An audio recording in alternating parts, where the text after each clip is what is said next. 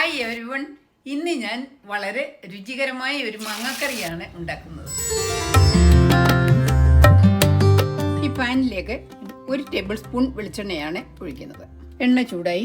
ഇനി എണ്ണയിലേക്ക് ഞാൻ ഒരു 2 വെളുത്തുള്ളി ചെറുതായിട്ട് നീളത്തിലരിഞ്ഞതാണ് ചേർക്കുന്നത്. വെളുത്തുള്ളി ആദ്യം ചേർക്കുമ്പോൾ ഈ വെളുത്തുള്ളിയുടെ ഫ്ലേവർ എണ്ണയിൽ ഇറങ്ങും.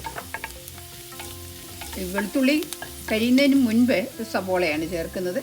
ഇതൊരു 1 കപ്പ് സബോള നീളത്തിൽ ചെറുതായിട്ട് കനം കുറച്ച് അരിഞ്ഞത്, 1 ഇഞ്ച് നീളത്തിലുള്ള ഇഞ്ചി ചെറുതായി നീളത്തിലരിഞ്ഞത്, 2 എരിവുള്ള പച്ചമുളക്. ഇതിൽ സ്വല്പം കറിവേപ്പിലയും ചേർക്കണം. കറിവേപ്പില ഉള്ളവർക്ക് ഇച്ചിരി ഏറെ ചേർക്കാം. ഞാനൊരു 1/2 ടീസ്പൂൺ ഉപ്പും കൂടി ചേർക്കുകയാണ്.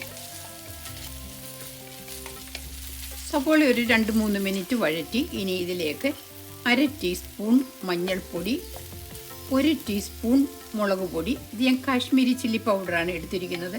ഇതിന് സ്വല്പം എരിവുമുണ്ട്. 2 ടീസ്പൂൺ മല്ലിപ്പൊടി, 1 ടീസ്പൂൺ ഗരം മസാലപ്പൊടി, 1/2 ടീസ്പൂൺ പെരിഞ്ജീരകം പൊടി. ഇത്രയും ചേർത്ത് ഒന്ന് വഴറ്റുക. മസാലപ്പൊടി ചേർത്ത് 1-2 മിനിറ്റ് വഴറ്റി ഇനി ഇതിലേക്ക് ഞാൻ മാങ്ങയാണ് ചേർക്കുന്നത്.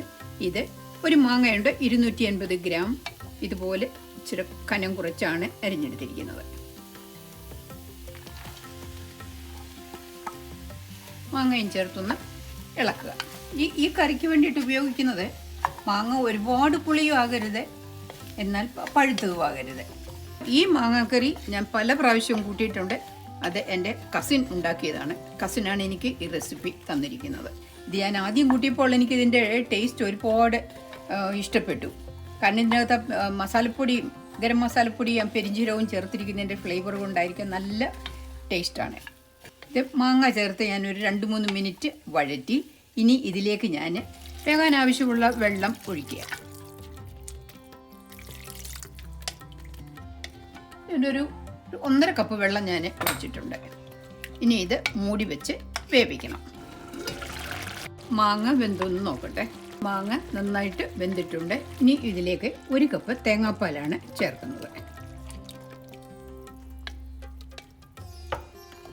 1/2 കപ്പ് ഹാഫ് ആൻഡ് ഹാഫും കൂടി ചേർക്കുന്നുണ്ട്. നിങ്ങൾക്ക് ഹാഫ് ആൻഡ് ഹാഫ് കിട്ടുകയില്ലെന്നൊരിയിൽ ഹെവി ക്രീമിൽ സ്വല്പം പാലൊഴിച്ചാലും മതി. ഇനി ഇത് നന്നായിട്ട് ചൂടാക്കണം. അതുപോലെ തന്നെ നിങ്ങൾക്ക് തേങ്ങാപ്പാൽ മാത്രം വേണമെന്ന് വരികിൽ ചേർക്കാം. ചാറിൻ്റെ സ്വല്പം കുറുകിയിരിക്കണമെന്ന് വരികിൽ സ്വല്പം ക്രീം ചേർത്താൽ മതി. ഞാനിതിൽ ഉപ്പുണ്ടോ എന്ന് നോക്കട്ടെ. ഇതിന് ഉപ്പ് കുറവാണ്. ഞാനൊരു 1/2 ടീസ്പൂൺ ഉപ്പും കൂടി ചേർക്കുകയാണ്. സ്വല്പം മസാലപ്പൊടിയോ അല്ലെങ്കിൽ പെരിഞ്ജീരകം പൊടിയോ ചേർക്കാം. ഞാനിതിലേക്ക് ഒരു 1/2 ടീസ്പൂൺ മസാലപ്പൊടിയും കൂടി ചേർക്കുകയാണ്. മസാലപ്പൊടിയുടെ ഫ്ലേവർ സ്വല്പം കുറവായിട്ടാണ് തോന്നിയത്.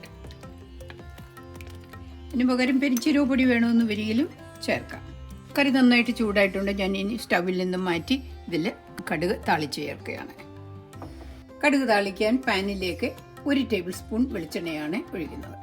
എണ്ണയിലേക്ക് 1/2 ടീസ്പൂൺ കടുകാണ് ചേർക്കുന്നത്.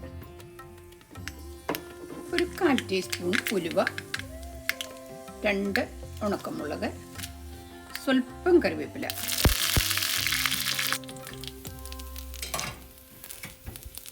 ഇത് കറിയിലേക്ക് ചേർക്കുകയാണ്.